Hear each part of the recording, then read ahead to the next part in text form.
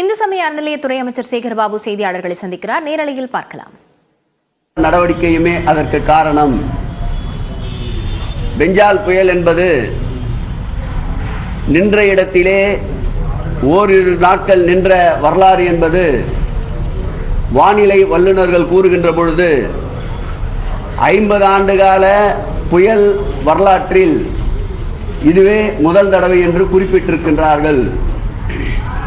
இந்த வேகமான புயலின் காரணமாக திருவண்ணாமலை, கடலூர், விழுப்புரம், தர்மபுரி, கிருஷ்ணகிரி ஆகிய மாவட்டங்களில் ஏற்பட்டிருக்கின்ற வெள்ள நிவாரண பணிகளுக்கு கடலூருக்கு அன்பிற்கினிய MRK பன்னீர்செல்வம் அமைச்சர் அவர்களும் CV கணேசன் அவர்களும், திருவண்ணாமலைக்கு ஏவா வேலு அவர்களும், நம்முடைய செந்தில் பாலாஜி அவர்களும், போக்குவரத்து துறை அமைச்சரான நம்முடைய சிவசங்கரன் அவர்களும், அதேபோல் பொன்முடி அவர்களும் விழுப்புரம் மற்றும் திருவண்ணாமலைக்கு பொறுப்பு அமைச்சர்களாக இருந்து பணியாற்றி கொண்டிருக்கின்றார்கள். கிருஷ்ணகிரி மற்றும் தர்மபுரிக்கு வீட்டுவசதித்துறையுடைய அமைச்சர் முத்துசாமி அவர்களும், சுற்றுலா வளர்ச்சித்துறையுடைய அமைச்சர் ராஜேந்திரன் அவர்களும் பொறுப்பு அமைச்சர்களாக இருந்து பணியாற்றி கொண்டிருக்கின்றார்கள். புயல் மழை வெள்ளம் என்றவுடன் சென்னையில் மாண்புமிகு தமிழக முதல்வர் அவர்கள் 30 மற்றும் 1ஆம் தேதி களத்திற்கு சென்று இயல்பு வாழ்க்கை சென்னை திரும்பியதைக் கண்டு பொதுமக்கள் பாராட்டு மழையில் நனைந்து வந்தார் என்பதில் மாற்று கருத்து இருக்க முடியாது.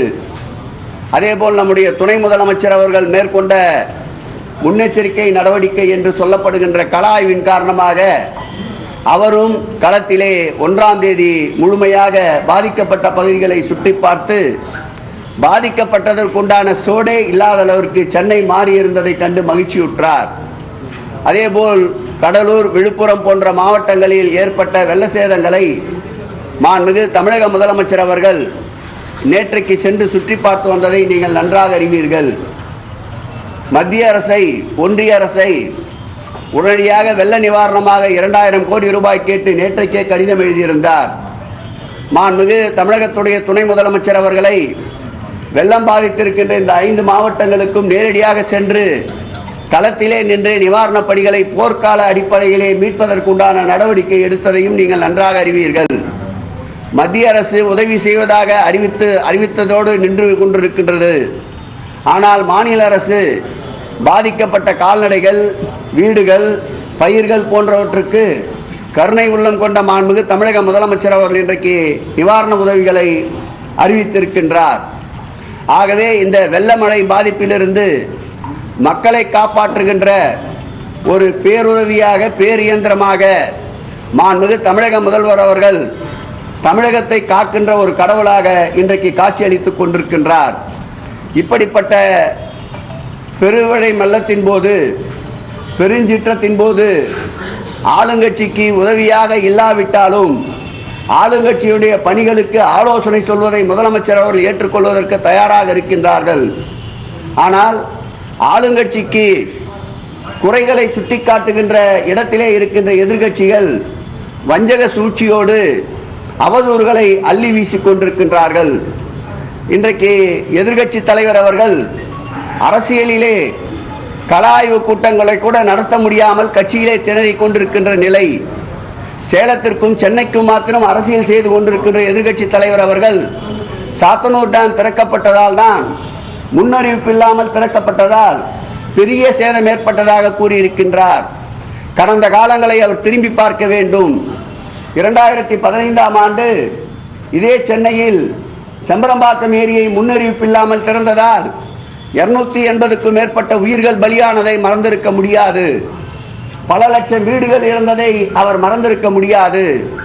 சாத்தனூர் டேமை பொறுத்தளவில் மாண்புமிகு தமிழக முதல்வர்கள் உத்தரவுப்படி 25ஆம் தேதியிலிருந்து படிப்படியாக நிரம்புகின்ற தண்ணீரை வெளியேற்றிருக்கின்றோம். முதற்கட்டமாக 25ஆம் தேதி 10,000 கன அடி தண்ணீரை வெளியேற்றிருக்கின்றோம், முன்னறிவிப்பு கொடுத்துத்தான். அதுபோல் 5 முறை சாத்தனூர் டேமிலிருந்து முன்னறிவிப்பு கொடுத்து படிப்படியாக தண்ணீரை வெளியேற்றிருக்கின்றோம். கடைசியாக 1,68,000 கன அடி தண்ணீரை நேற்றைக்கு முன்னறிவிப்போடு தான் வெளியேற்றிருக்கின்றோம். அந்த முன்னறிவிப்போடு வெளியேற்றப்பட்டதால் தான் எந்த விதமான உயிர் சேதமும் இல்லாமல் தவிர்க்கப்பட்டிருக்கின்றது. பல உயிர்களை காப்பாற்றி இருக்கின்ற அரசு இந்த திராவிட மாடல் அரசு என்பதற்கு உண்மையிலே மனசாட்சி இருந்திருந்தால் எடப்பாடி பழனிசாமி அவர்கள் தமிழக அரசிற்கு நன்றி கூறி இருக்க வேண்டும். அதை விட்டுவிட்டு வஞ்சக எண்ணத்தோடு குறை சொல்லிக் கொண்டிருக்கின்றார். மாண்புமிகு தமிழக முதலமைச்சர் அவருடைய இந்த போர்க்கால நடவடிக்கையை நம் மாநிலம் மட்டுமல்ல, அண்டை மாநிலங்களும் இன்றைக்கு இந்த வெள்ள நிவாரண பணிகளை தொடர்ந்து பாராட்டி கொண்டிருக்கின்றார்கள்.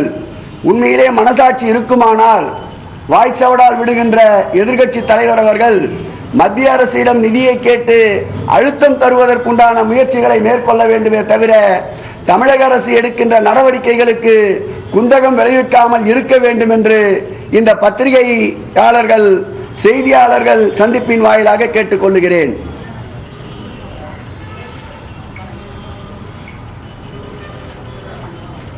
கேள்விக்கு தான் கேட்கலாம்.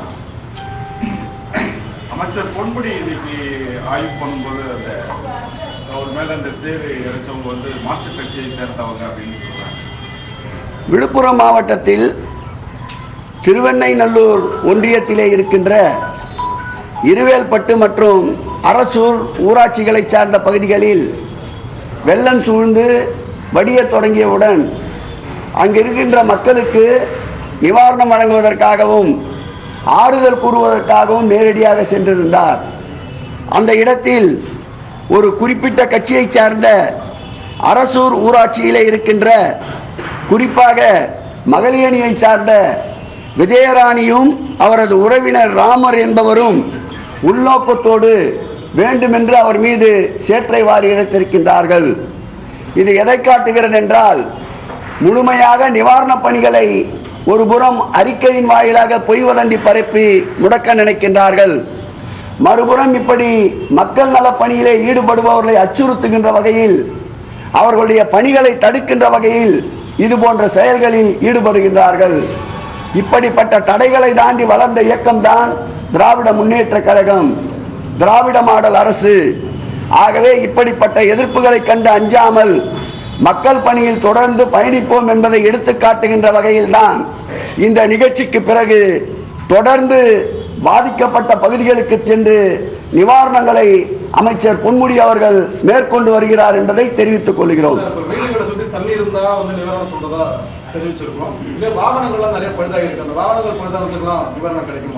நிச்சயம் மாண்புமிகு தமிழக முதல்வர் அவர்கள் ஆ முதல் அக்கு வரையில் எந்த பாதிப்புகள் என்றாலும் கருணை உள்ளத்தோடு களத்திலே நிற்கின்ற முதல்வர் என்பதால் ஏதோ நேற்றைக்கு முன்தினம் இந்த பதவிக்கு வந்தவர் அல்ல.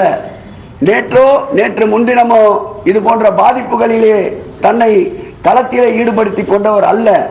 50 ஆண்டுகளுக்கு மேலாக பொது வாழ்க்கையிலே இருப்பவர்.